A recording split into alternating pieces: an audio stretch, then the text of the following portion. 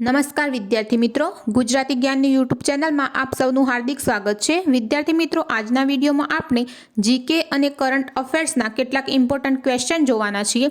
તો ચાલો આજનો વિડીયો શરૂ કરીએ અને જોઈએ જીકે અને કરંટ અફેર્સના કેટલાક ઇમ્પોર્ટન્ટ ક્વેશ્ચન। ક્વેશ્ચન નંબર 1, તાજેતરમાં કઈ બેંકે આશા શિષ્યવૃત્તિ કાર્યક્રમની ત્રીજી આવૃત્તિ રજૂ કરી છે? તો વિદ્યાર્થી મિત્રો, તાજેતરમાં સ્ટેટ બેંક ઓફ ઇન્ડિયા બેંકે આશા શિષ્યવૃત્તિ કાર્યક્રમની ત્રીજી આવૃત્તિ રજૂ કરી છે। ક્વેશ્ચન નંબર 2, તાજેતરમાં પીએમ મોદીએ કયા રાજ્યમાં સેમિકોન ઇન્ડિયા 2024નું ઉદ્ઘાટન કર્યું હતું? તો વિદ્યાર્થી મિત્રો, તાજેતરમાં પીએમ મોદીએ ઉત્તર પ્રદેશ રાજ્યમાં સેમિકોન ઇન્ડિયા 2024નું ઉદ્ઘાટન કર્યું હતું। ક્વેશ્ચન નંબર 3, કલકત્તામાં ઇન્ડિયન એસોસિએશન નામની સંસ્થા કોણે સ્થાપી હતી? તો વિદ્યાર્થી મિત્રો, કલકત્તામાં ઇન્ડિયન એસોસિએશન નામની સંસ્થા સુરેન્દ્રનાથ બેનર્જીએ સ્થાપી હતી। ક્વેશ્ચન નંબર 4, ડોકારાસ અને હુડારાસ કઈ જાતિનું નૃત્ય છે? તો વિદ્યાર્થી મિત્રો, ડોકારાસ અને હુડારાસ ભરવાડ જાતિનું નૃત્ય છે। ક્વેશ્ચન નંબર 5, લિંક્ડઇનના ગ્લોબલ એમબીએ રેન્કિંગ 2024માં નેટવર્કિંગ માટે વૈશ્વિક સ્તરે કઈ સંસ્થાએ પ્રથમ ક્રમ મેળવ્યો છે? તો વિદ્યાર્થી મિત્રો, લિંક્ડઇનના ગ્લોબલ એમબીએ રેન્કિંગ 2024માં નેટવર્કિંગ માટે વૈશ્વિક સ્તરે ભારતીય વિદેશી વેપાર સંસ્થાએ પ્રથમ ક્રમ મેળવ્યો છે। ક્વેશ્ચન નંબર 6, દર વર્ષે વન શહીદ દિવસ ક્યારે ઉજવવામાં આવે છે? તો વિદ્યાર્થી મિત્રો, દર વર્ષે વન શહીદ દિવસ 11 સપ્ટેમ્બરના રોજ ઉજવવામાં આવે છે। ક્વેશ્ચન નંબર 7, સર્પગંધા નદી ગુજરાતના કયા જિલ્લામાં આવેલી છે? તો વિદ્યાર્થી મિત્રો, સર્પગંધા નદી ગુજરાતના ડાંગ જિલ્લામાં આવેલી છે। ક્વેશ્ચન નંબર 8, બંકિમચંદ્ર ચેટર્જીની નવલકથા આનંદ મઠમાં કયો બળવો ખૂબ પ્રખ્યાત થયો?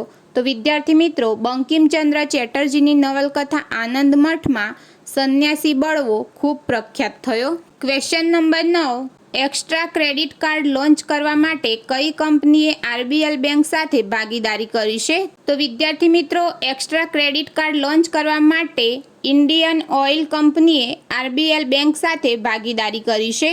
ક્વેશ્ચન નંબર 10, તાજેતરમાં સમાચારોમાં જોવા મળેલી સુકન્યા સમૃદ્ધિ યોજના કયા વર્ષમાં શરૂ કરવામાં આવી હતી? તો વિદ્યાર્થી મિત્રો, તાજેતરમાં સમાચારોમાં જોવા મળેલી સુકન્યા સમૃદ્ધિ યોજના 2015ના વર્ષમાં શરૂ કરવામાં આવી હતી। Question number 11, Hathisingh visual art centre ક્યો આવેલું છે? તો વિદ્યાર્થી મિત્રો, હઠીસિંગ વિઝ્યુઅલ આર્ટ સેન્ટર અમદાવાદમાં આવેલું છે। ક્વેશ્ચન નંબર 12, જયસિંહરાવ પુસ્તકાલય ક્યો આવેલું છે? તો વિદ્યાર્થી મિત્રો, જયસિંહરાવ પુસ્તકાલય વડોદરામાં આવેલું છે। ક્વેશ્ચન નંબર 13, તાજેતરમાં સંસદીય રાજભાષા સમિતિના અધ્યક્ષ તરીકે કોણ ચૂંટાયા? તો વિદ્યાર્થી મિત્રો, તાજેતરમાં સંસદીય રાજભાષા સમિતિના અધ્યક્ષ કેન્દ્રીય ગૃહમંત્રી અમિત શાહ ચૂંટાયા છે। Question number 14, All India Institute of Medical Science AIIMS એ કયા શહેરમાં ટોબેકો સેસેશન ક્લિનિક ટીસીસીનું ઉદ્ઘાટન કર્યું હતું? તો વિદ્યાર્થી મિત્રો, All India Institute of Medical Science AIIMS એ નવી દિલ્હી શહેરમાં ટોબેકો સેસેશન ક્લિનિક ટીસીસીનું ઉદ્ઘાટન કર્યું હતું।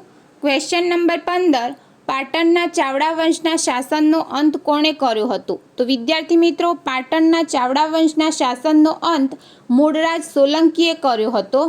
ક્વેશ્ચન નંબર 16, ગોપાલ ડેરી ક્યો આવેલી છે? તો વિદ્યાર્થી મિત્રો, ગોપાલ ડેરી રાજકોટ ખાતે આવેલી છે। ક્વેશ્ચન નંબર 17, નેપાળના 45માં ચીફ ઓફ ધ આર્મી તરીકે કોણે શપથ લીધા? તો વિદ્યાર્થી મિત્રો, નેપાળના 45માં ચીફ ઓફ ધ આર્મી તરીકે અશોકરાજ સિગડેલે શપથ લીધા છે। ક્વેશ્ચન નંબર 18, એનસીઆર માટે કમિશન ફોર એર ક્વોલિટી મેનેજમેન્ટના અધ્યક્ષ તરીકે કોની નિમણૂક કરવામાં આવી છે? તો વિદ્યાર્થી મિત્રો, એનસીઆર માટે કમિશન ફોર એર ક્વોલિટી મેનેજમેન્ટના અધ્યક્ષ તરીકે રાજેશ વર્માની નિમણૂક કરવામાં આવી છે। ક્વેશ્ચન નંબર 19, ગુજરાતની કઈ યુનિવર્સિટીમાં મહર્ષિ અરવિંદ ઘોષે અંગ્રેજીના પ્રાધ્યાપક તરીકે ફરજો બજાવી હતી?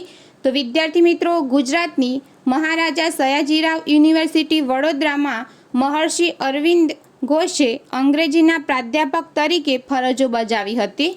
ક્વેશ્ચન નંબર 20, ગુજરાતનો કયો જિલ્લો વાડીઓના જિલ્લા તરીકે જાણીતો છે? તો વિદ્યાર્થી મિત્રો, ગુજરાતનો જૂનાગઢ જિલ્લો વાડીઓના જિલ્લા તરીકે જાણીતો છે.